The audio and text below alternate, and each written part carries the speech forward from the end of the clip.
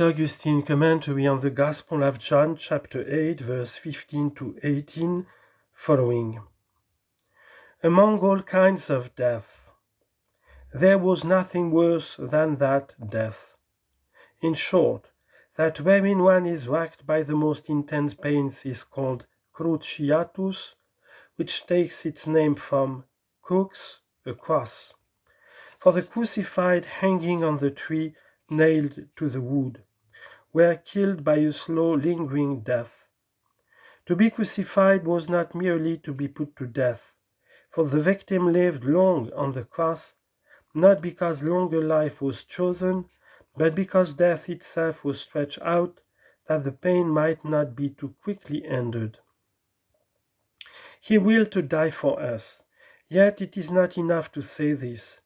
He deigned to be crucified, became obedient even to the death of the cross. He was about to take away all death, chose the lowest and worst kind of death. He slew death by the worst of death. To the Jews who understood not, it was indeed the worst of death, but it was chosen by the Lord. For he was to have that very cross as his sign, that very cross a trophy, as it were, of the vanquished devil. He was to put on the brow of believers, so that the apostle said, God forbid that I should glory save in the cross of our Lord Jesus Christ, by whom the world is crucified to me, and I to the world. Galatians chapter 6, verse 14. Nothing was there more intolerable in the flesh. Nothing is now more glorious on the brow. What does he reserve for his faithful ones? When he has put such honor on the instrument of his own torture? Now is the cross no longer used among the Romans in the punishment of criminals. For where the cross of the Lord came to be honored, it was thought that even a guilty man would be honored if he should be crucified. Hence he who came for this cause judged no man. He suffered also the wicked. He suffered unjust judgment, that he might execute righteous judgment. But it was of his mercy that he endured unjust judgment. In short, he became so low as to come to the cross.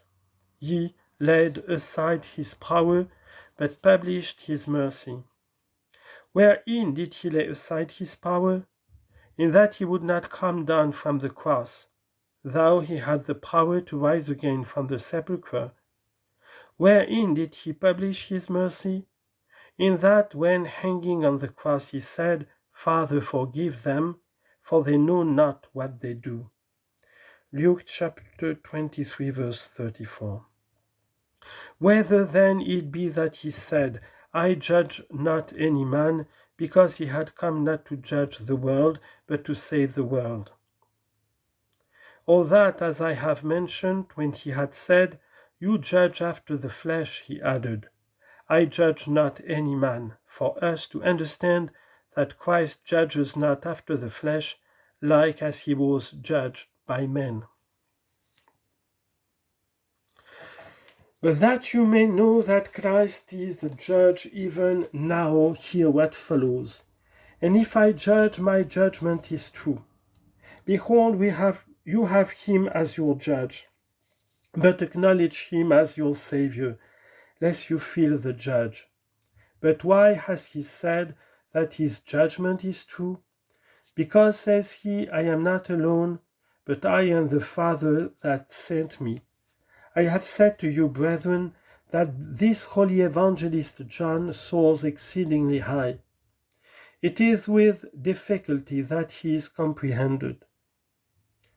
But we need to remind you, beloved, of the deeper mystery of this soaring, both in the prophet Ezekiel and in the Apocalypse of this very John, whose gospel this is. There is mentioned a fourfold living creature having four characteristic faces, that of a man, of an ox, of a lion, and of an eagle. Those who have handled the mysteries of Holy Scripture before us have, for the most part, understood by this living creature, or rather these four living creatures, the four evangelists. They have understood the lion as put for king, because he appears to be in a manner the king of beasts on account of his strength and terrible valor. This character is assigned to Matthew, because in the generation of the Lord he followed the royal line, showing how the Lord was along the royal line of the seed of David. But Luke, because he begins with the priesthood of Zechariah, mentioning the father of John the Baptist, is designated the ox, for the ox was an important victim in the sacrifice of the priest.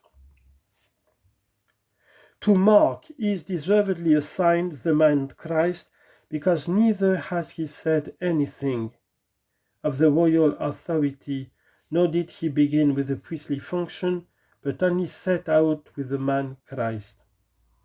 All these have departed but little from the things of earth, that is, from those things which our Lord Jesus Christ performed on earth.